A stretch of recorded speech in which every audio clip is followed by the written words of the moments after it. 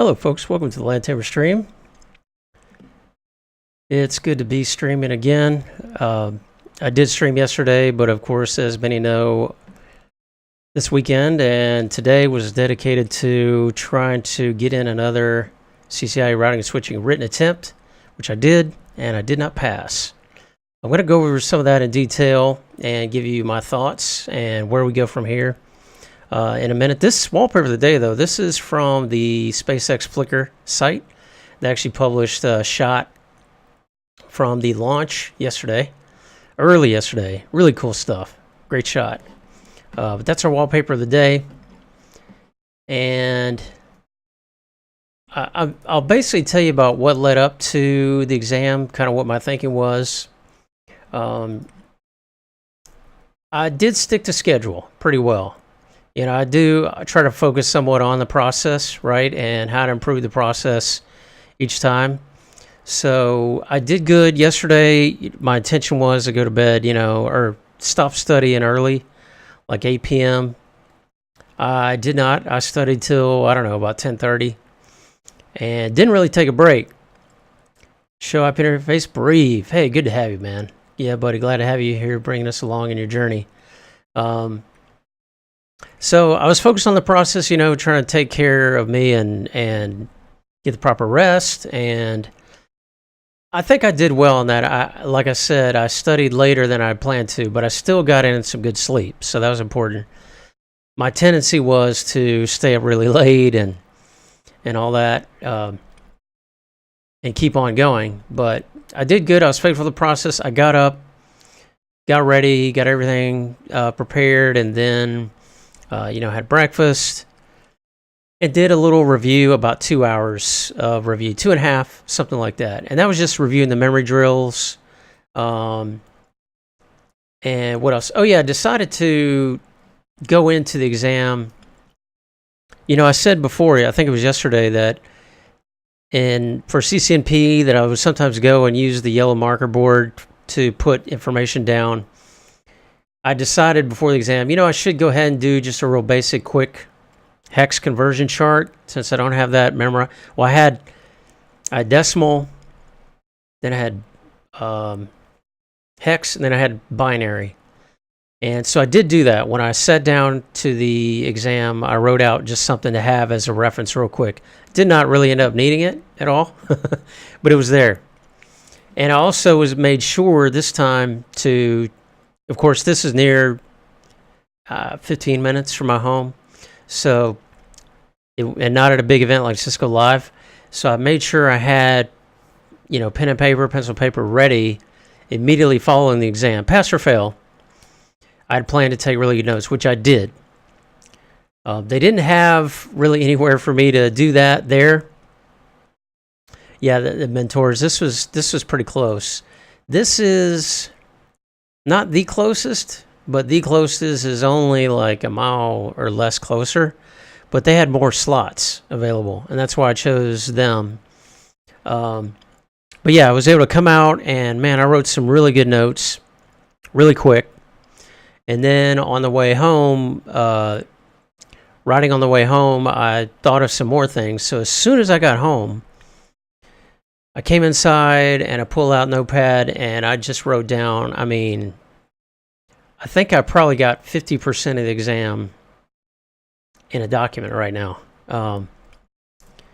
So that was good. I think that was helpful. I ended up with some notes from last time at Cisco Live where I wrote something down and I was like, yeah, I know that's there, but I don't remember what that was, All the excitement of Cisco Live had passed, and I had not written a lot of that stuff down. But this time I captured a lot, so that was good. So yeah, let's get into the exam itself. Layer 2. Yeah, I would good question, mentors. I think I did slightly better in Layer 2, and I'll post this later, guys. But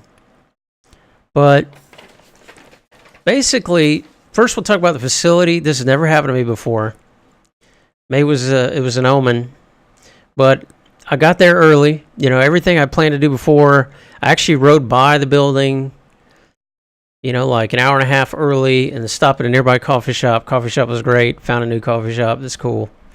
And sat there and I, went through some memory drills for another hour. And then I got up and arrived at the testing center about 20 minutes early. The instructions say 15 to 20 minutes. I was there 20 minutes early, pretty much on the dot. I walk in. It wasn't too hard. It's a multi-purpose building. So just a couple of suites. I got there, and it was actually a pretty small place.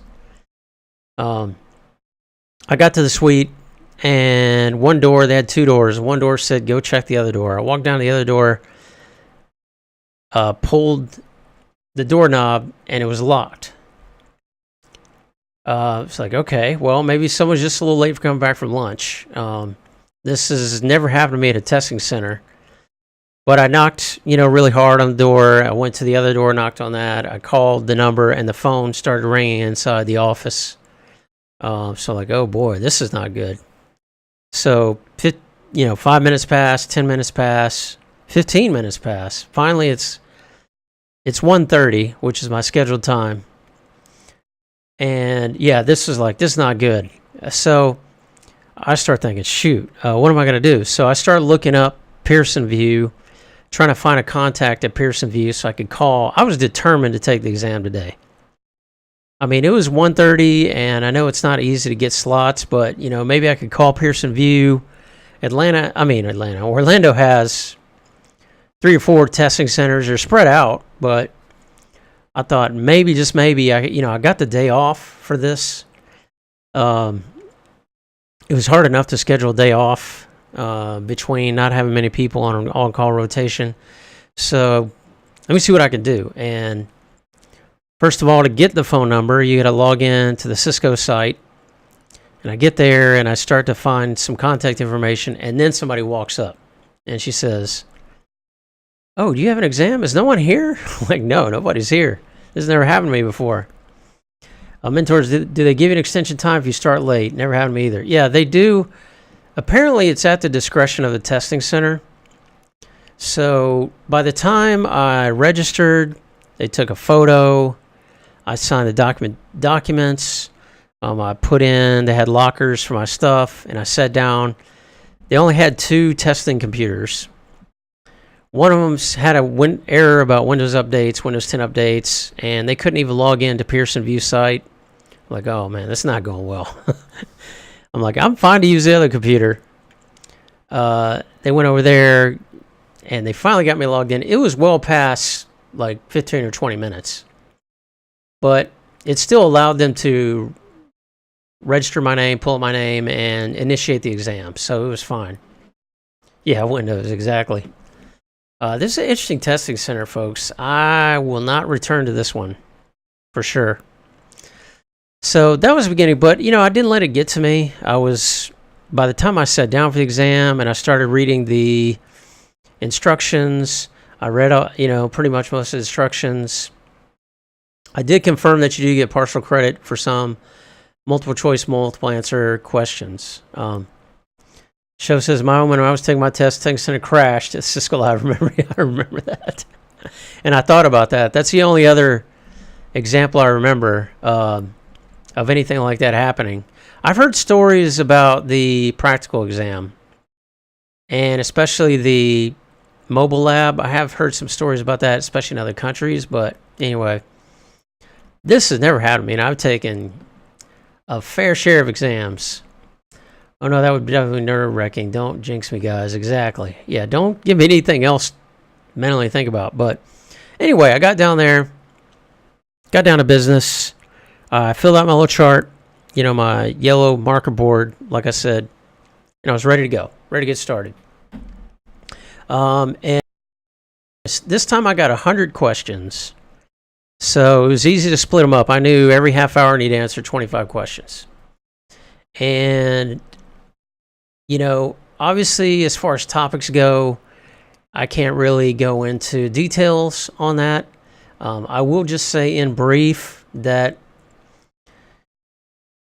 there were some, repeats, but not many. I mean, less than a handful of questions that I've seen before or a variation of from the first attempt.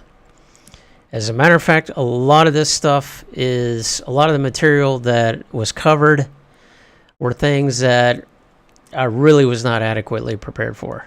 And when I say that, what I mean is, you could take the exam multiple times, the written, and just try to focus in. The blueprint is so large. In fact, let's pull up the blueprint. Yeah, same spread for show. Very few questions for repeats. That was my experience. And did the boson prepare you? That's a good question. I will say that it did in a way. Here are my thoughts. And this is, and I'm thinking that we need to do like another meetup so that I may ask for some feedback on adjusting my strategy, because my strategy is going to change. So first attempt strategy was, cover the boson exam questions, should at least expose my weaknesses to what I need to study more, because it's very broad. It has 500 questions included. Typical exam might be 100 questions, right? So that should give me a really broad range of topics that I need to be very, very, at least from a written perspective, expert level on. Not from implementation, but at least, like some of the wording is here: describe, evaluate, debug, apply. I thought that would get me where I needed to go. And what I figured out the first time was, no, it did not. So I learned that the first time, and I thought to myself, okay, I'm going to change my strategy for attempt 2. For attempt 2, based on what I saw in the exam, hey, we got a new follower. Thank you, M. Yanko. Appreciate the follow. Always appreciate the support here on the channel, guys and gals. But yeah, I thought, okay, that's not enough. I need to get a wider spread of topics, all the specific topics that are in the blueprint. Because the boson definitely did not cover, even though it's 500 questions, it did not cover every single listed technology in the blueprint. So this time around, I'm like, okay, I need to re-inventory the blueprint, and I need to go back, and anything that I feel that I'm weak on, I need to study that in more detail, like get VPN, all right?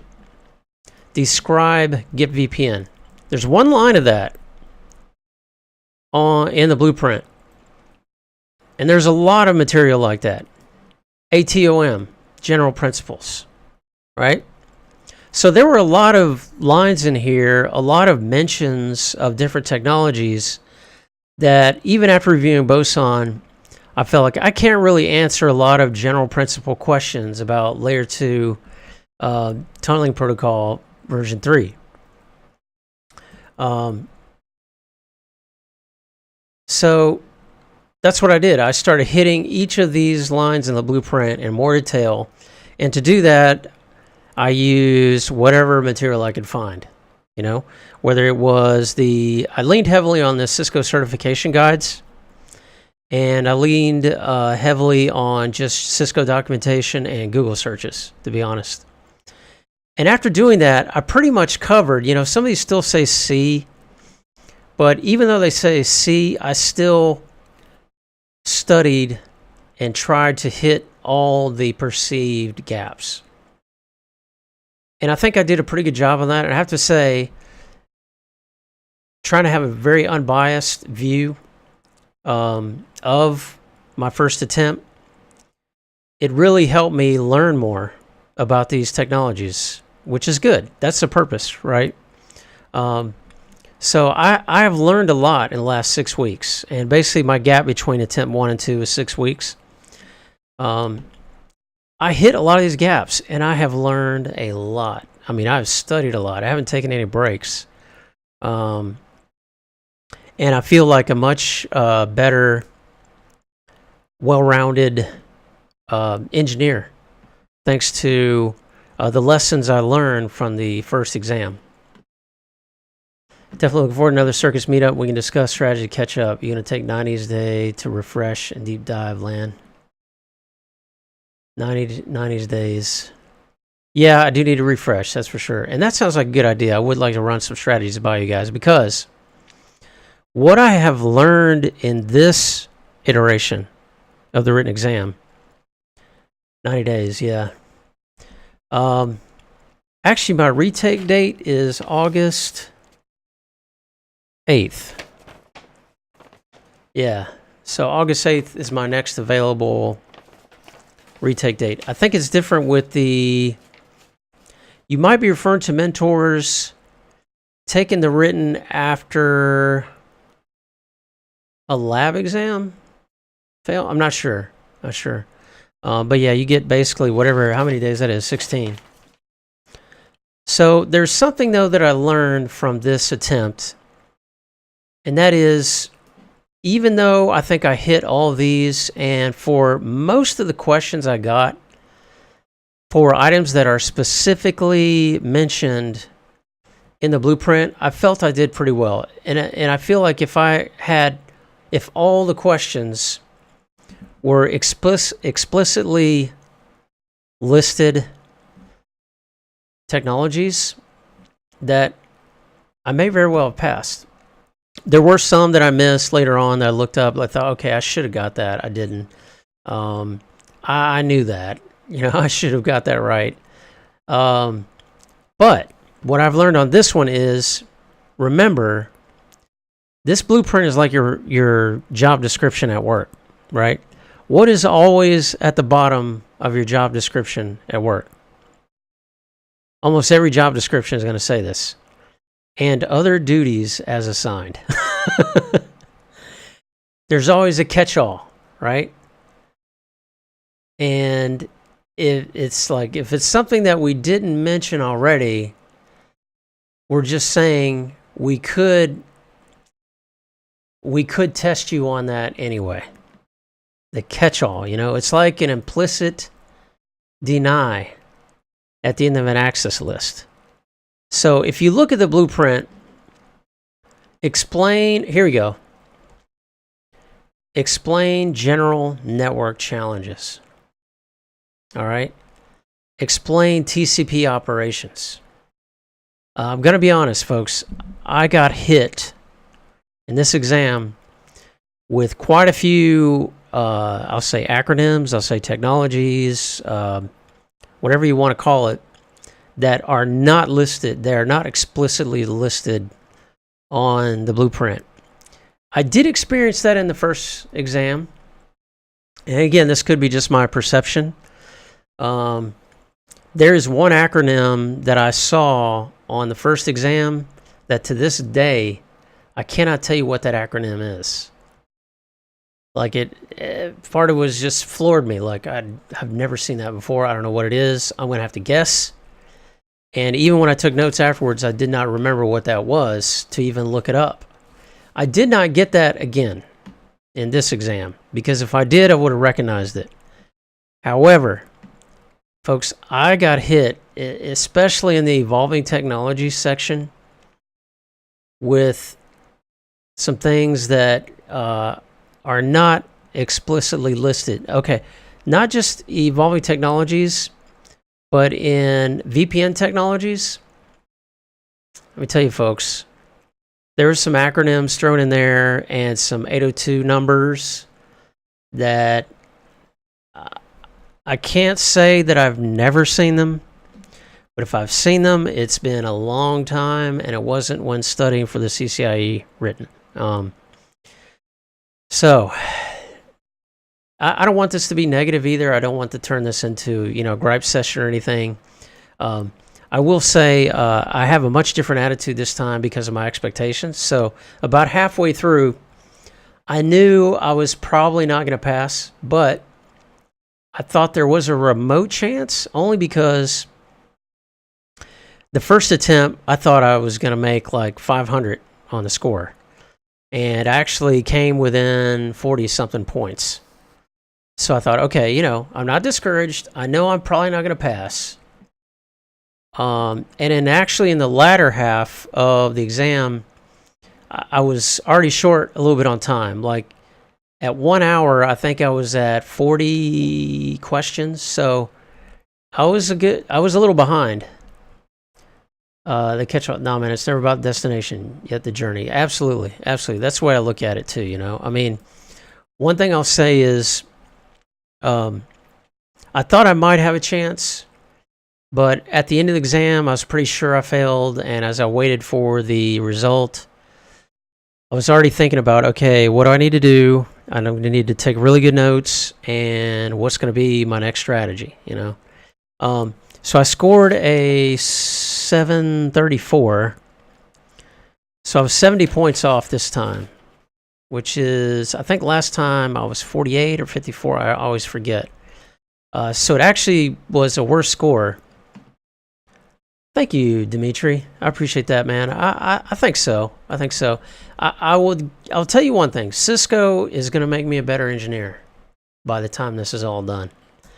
They're going to make me an expert one way or the other. That's the way I look at it. So my plan this time is I'm going to go back through. I'm going to think. I've got to take some time to think about it. I got to take some time to take a little bit of a break, a family break. In fact, after the stream tonight, I'm not going to study.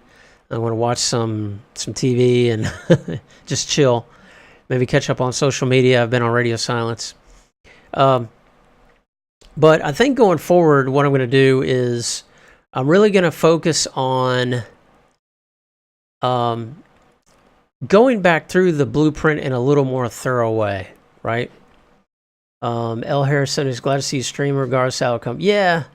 Wife's like, are you ready to stream? Like, I know, right? I'm crazy.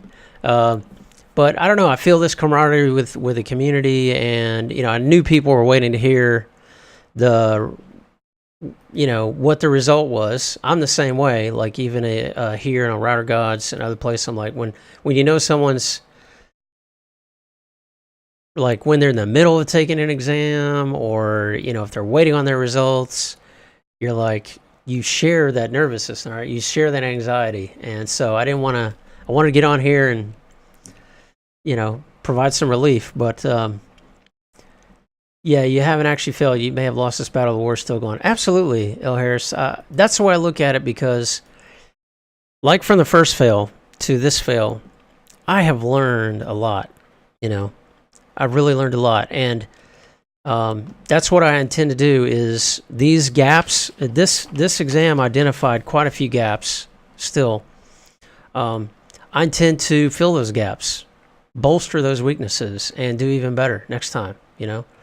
Mentors, we're not in Kansas anymore, boys. Indeed, at the CCIE level. That's exactly right, man. That's what I was telling my wife. If it was easy, everybody would be doing this. But it's not. Show says, I definitely took some time off too. Enjoy your time off, recharge your batteries, and come back to us. We'll be waiting. Thank you, man. I appreciate that show. Yeah, I just feel tonight, I feel weary. Like I feel, because it's been pretty much, I did take a break Saturday night. Went to a party. But I had Friday off, Saturday, Sunday, and today. It's just been extreme focus and energy. So yeah, I'm gonna need a little bit of a break, recharge, and get back at it, man. We're definitely gonna get back at it, and it's good because I am gonna be. I have to say, I learned a lot preparing for the second one after the first fail. I feel like for the next exam, pass or fail, I am going to learn a lot in between as well. I'm going to become more, I'm going to get closer to that considered, expert level.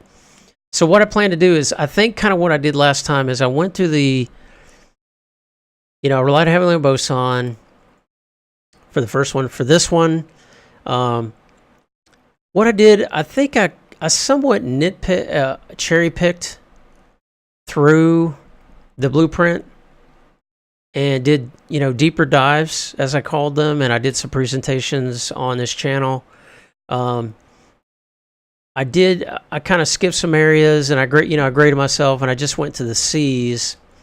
But in doing that, what I've missed is some of these areas that are not explicitly mentioned in under these particular subheadings. For example, under VPN.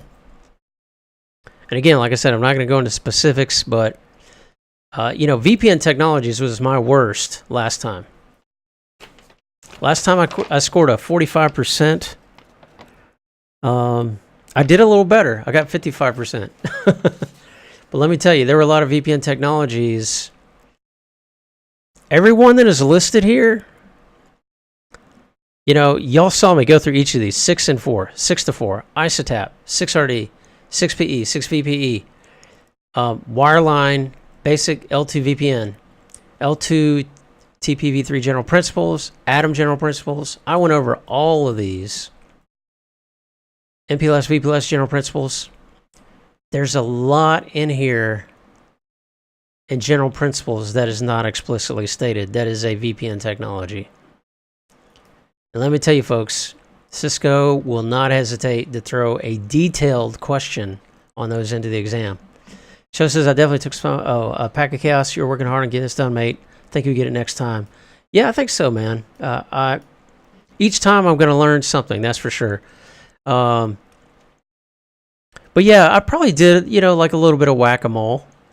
I mean, I only took six weeks, and I will say this too. I vacillated for a while on whether I wanted to reschedule. I'm glad I didn't, because if I would have rescheduled for the end of August, I definitely would not have passed. I mean, there's always a little luck involved, right? Anyone, even people who have their multiple CCIEs will tell you that in the testing process. There's a little luck involved, especially with the written, right? And even at the lab. So I won't say that I would not have passed in August, but knowing what I know now after this attempt and about all the sort of generic topics and what can be embedded in there, I seriously doubt I would have passed without having gone through this experience. And I'm glad I'm learning that earlier than later, right? Mentor says, yeah, definitely luck was on my side for the written. Yeah, like I feel pretty strong on a lot of the core, routing technologies, MPLS, BGP, in terms of, at least for the written. Man, I've studied those a lot. And a number of the questions I did get for those, your standard protocols, I got them. I didn't really even have to hesitate. But there was a lot of niche stuff in here. So anyway, that's where I'm at, folks. I'll continue to formulate my strategy going forward. I don't know yet if I'm... My thoughts was getting back, if I failed, that right away I would schedule the exam. And I may still do that. I may schedule it tonight like I planned for August 29th. But I'm not sure I'll stick to that because... All right, last time Evolving Technologies, I did pretty good. This time, Evolving Technologies, I got 10%. 10%. And let me tell you, folks, on these subjects for Evolving Technologies, I felt like I was ready for Evolving Technologies. Like, not only have I read Nick Russo's entire Evolving Technologies guide for 1.0, but after the last exam, I still did pretty well at Evolving Technologies, but I got hit on a couple of questions, aspects that is technically, it is basically falls under Evolving Technologies that I was blindsided by. And I was ready for any of those questions about those. I mean, you all saw me, for example. Like I said, I'm not going to go into details, but I was prepared, and I got questions on none of those. As a matter of fact, I now think that Evolving Technologies is so broad in what you might be tested on, based on my experience today, that it may not be worth my while to wait through Evolving Technologies to try to cram in another exam before 1.0 expires. Obviously, I got 10%. And yeah, using Nick's guide, studying the drill sheet. Y'all seen the drill sheet. If you look in the technologies in there, I've got all kinds of evolving technologies related items in there. And I've got them memorized. Didn't matter. So CCI Lab is brutal, and I'm still shaking from my first attempt in tours. Yeah, I can only imagine what that's going to be like when I get there. Thank goodness have you guys doing this labs helps to follow along. Pat Kiosk, glad I can answer your question there. Yeah, I really like Nick's guide, and I know he's come out with a 1.1, which I haven't even looked at yet. I've been so focused, folks, on this exam date. I haven't even looked at it, but I may take a peek at it now, and that may actually help sort of me balance out whether I want to wait till before or after August 30th. I am doing CCDE written. I was doing CCDE written. I think Evolving Tech has huge room for improvement, especially considering that my work is mostly about network programmability. Yeah, that's very true, Dimitri. I did get hit with some things related to, my first exam that were sort of related to APIs, and I was very prepared for that this time. But it is very broad. As a matter of fact, I will say, Dimitri, based on today, what I saw, and if you look at the blueprint, right? Let's just pull up the blueprint again, and let's look at the evolving technology section. They really leave a lot of room for. Oh, that's my agenda. I'm glad to hear you feel that too, Dimitri. It makes me feel a little better about my experience today. I was not worried at all about evolving technologies. Not that I didn't study for it, I did. For the gap areas, or so I thought. All right. So generally they have the subheadings. I don't know what you call, this outline marker. Compare and contrast cloud deployment models. I was very prepared for this. IaaS, PaaS, software as a service, platform as a service, PaaS.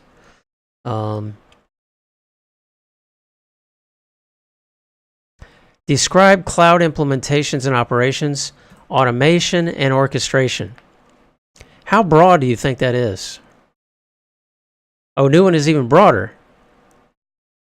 Oh my goodness. Yeah, I hope the questions will be better. But just think about this topic right here. Cloud implementations and operations, automation, and orchestration. How specific is that? It's not very specific at all. I'm on a part-time cloud team at my job, and we do a lot of Azure automation and orchestration. After what happened I wish they would have asked me about Azure automation orchestration today. Not saying they won't. I didn't get hit with anything like that today specifically, but they could ask you about that. They could ask you about Azure. AWS orchestration tools. And let me tell you guys and gals, I got hit. Now, some of these things are specific, like Internet of Things. I love that. That's pretty specific compared to some of these other topic areas. IoT mobility, security, privacy. I've studied a lot of IoT. I felt like I was ready for that. Describe aspects of virtualization, automation in network environments. DevOps methodologies, tools, and workflows. There are entire courses on just 7.2b1 alone. So that's why, Yes, I got 10%. So I think what I need to do on this, I'm not sure yet.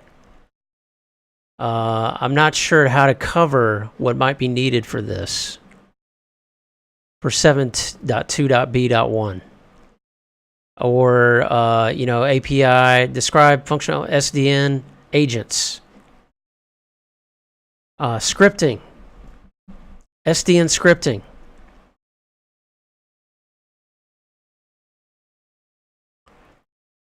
So, yes, I know that describe, that is a word used in the educational discipline for a certain set of expectations. The verbs, I forget what that's called, but there's like discipline and definition around describe and how that should be instructed or taught. But I'm just telling you, describe functional elements of SDN scripting means that you could be hit with specific questions about all sorts of different technologies. And I will say, guys, again, I don't want this to be a gripe session. This is all about moving forward, preparing a strategy, an attack plan that's going to work, right? But I will say that I did have some review points. I did not have such a positive review of the written exam itself at the survey at the end. Very vague. I had some very specific, Dimitri said, I had some very specific questions about products, some of which already died. I would say that I had some of the same, and not necessarily in evolving technologies. I had some things like that in VPN, for sure. VPN technologies. That's what that was asking.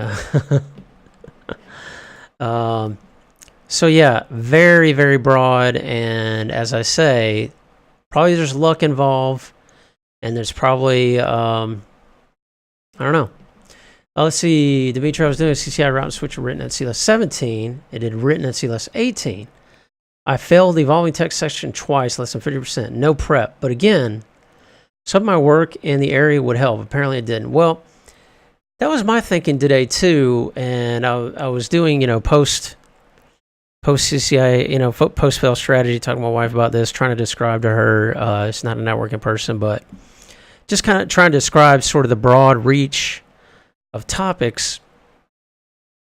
And I was thinking to myself, well, maybe what this requires is that maybe they're expecting far more practical day-to-day experience, because when you hit one of these exams, you're relying on several things. One is knowledge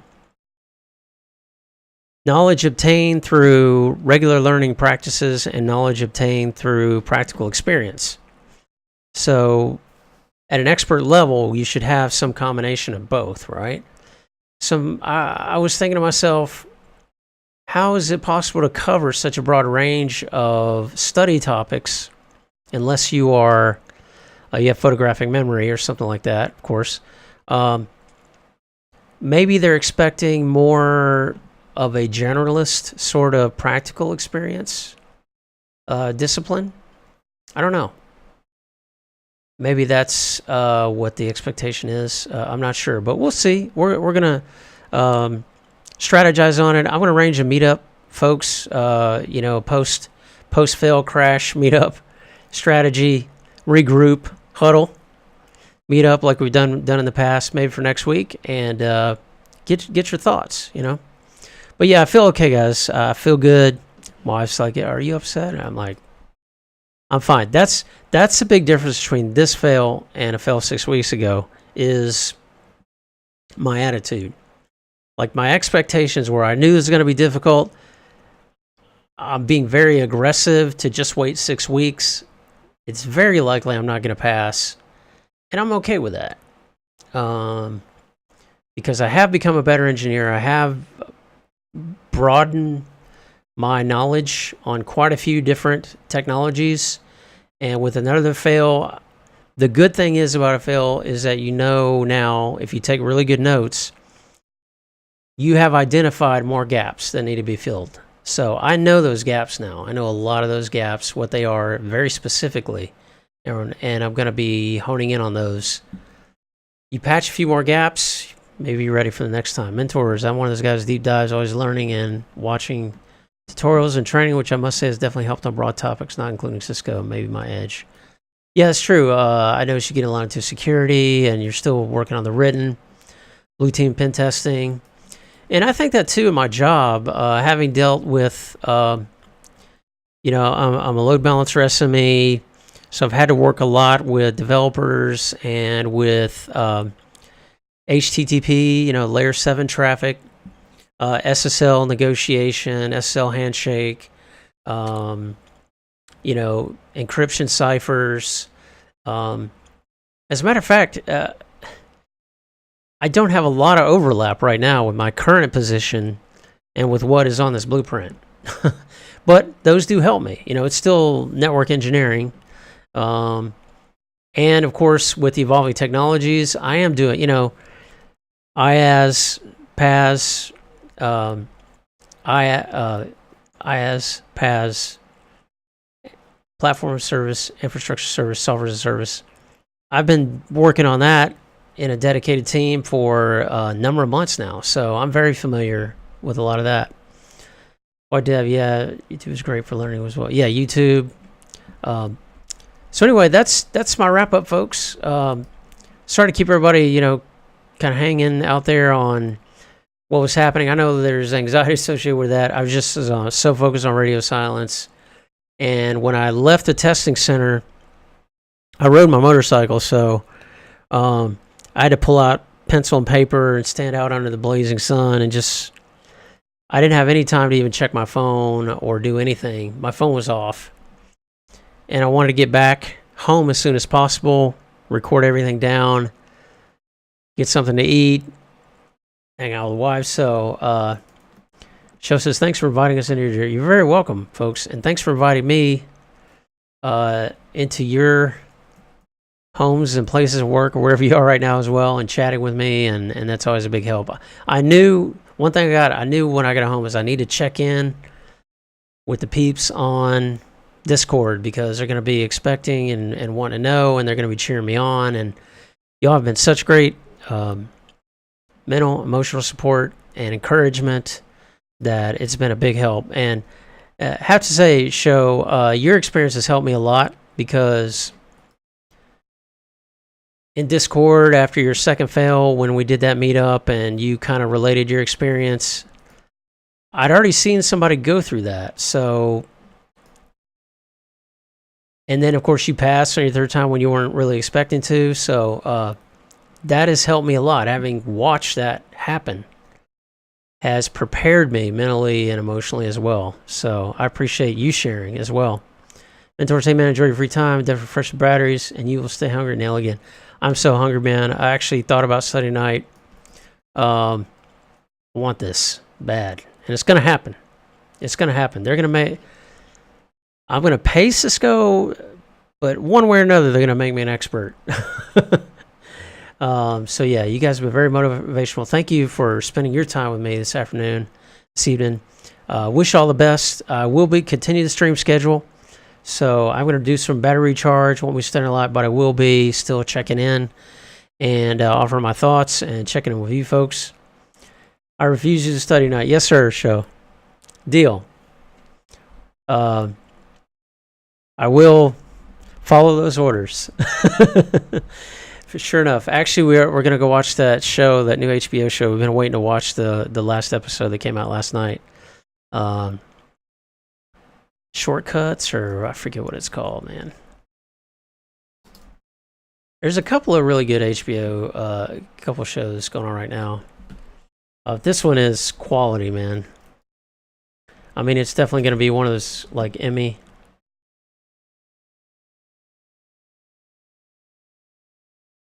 Sharp Objects. Yeah. We're going to go watch Sharp Objects. So thank you, mentors. Thank you, Show. Thank you, Dimitri. Glad to have Celeb checking in with us. Network community celeb here, Dimitri. Dimitri, what time is it over there? Oh my gosh. You might be in the States, though. He may not be tuned in anymore.